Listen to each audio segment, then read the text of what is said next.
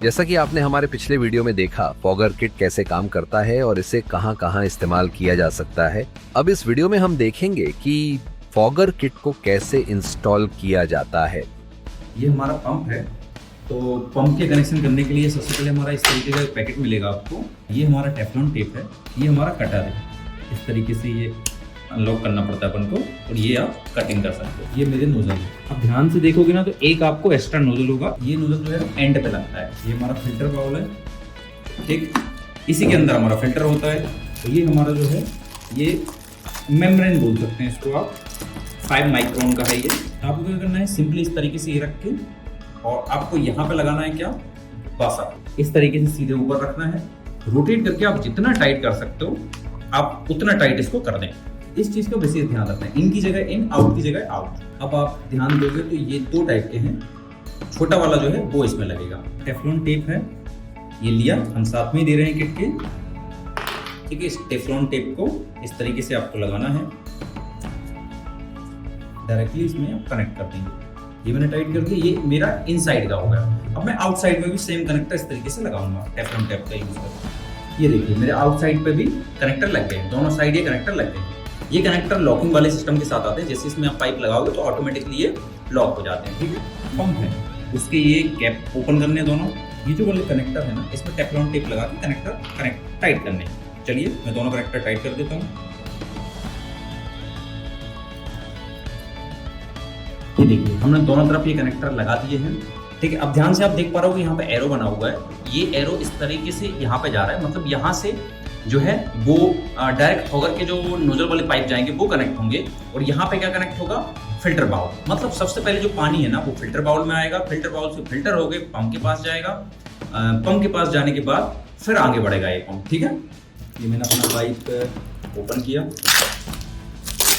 ठीक है।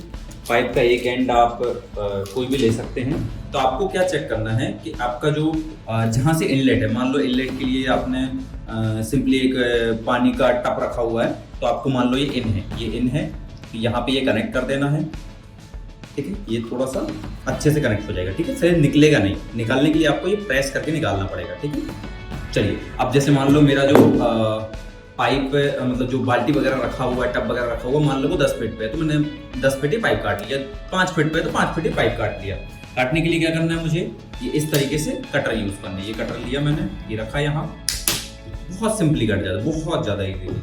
अब इसके बाद मुझे क्या करना है, मैंने जो अपना जो फिल्टर बाउल है और जो अपना पंप है ये पास ही पास रखे हुए हैं मान लो, ठीक है। तो मैंने ये सिंपली ये लिया, ठीक। तो इसको मैं कनेक्ट करूंगा। ये देखिए अभी हमने एक नोजल ये कनेक्ट किया है, ठीक। ऐसे ही हम और नोजल अपने यहाँ से कनेक्ट कर सकते हैं। जैसे मान लो मैंने ये एक कनेक्ट कर दिया, ठीक है। ये डायरेक्टली कनेक्ट हो जाता है, कुछ नहीं करना होता। अब मान लो 30 फीट 20 फीट जितने भी आपको लेना हो, उसके बाद आप इसको कट कर सकते हो। 30 फीट ले लिया, 30 फीट से कट किया, बहुत इजीली कट हो जाता है। ये दूसरा नोजल लिया, दूसरा नोजल मैंने कनेक्ट कर दिया थोड़ा टाइट करके।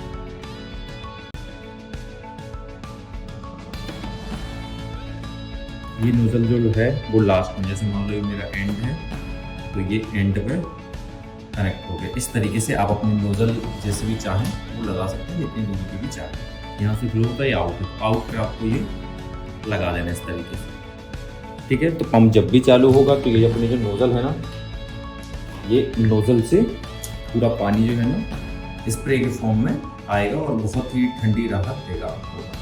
अभी हमने जो अपना ये मेन स्टैंड है, मेटल का स्टैंड, उसमें हमने अपना फिल्टर बाउल कनेक्ट कर दिया है।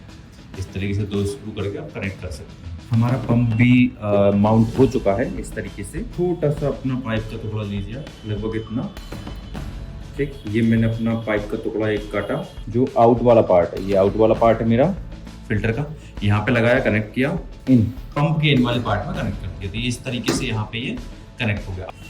ये हमारे पास जिप टाइप है, तो जिप टाइप की हेल्प से हम इस जो टाइमर सर्किट है इसको कनेक्ट करेंगे। अब हम इसके जो कनेक्शन है प्लस माइनस, जो कि बहुत ध्यान से करना है आपको। यहाँ पे 24 वोल्ट प्लस माइनस लिखा हुआ है, तो ये जो पंप का ये रेड वाला है ये प्लस है, ये माइनस है। ध्यान से आपको वैसे ही कनेक्शन करने हैं।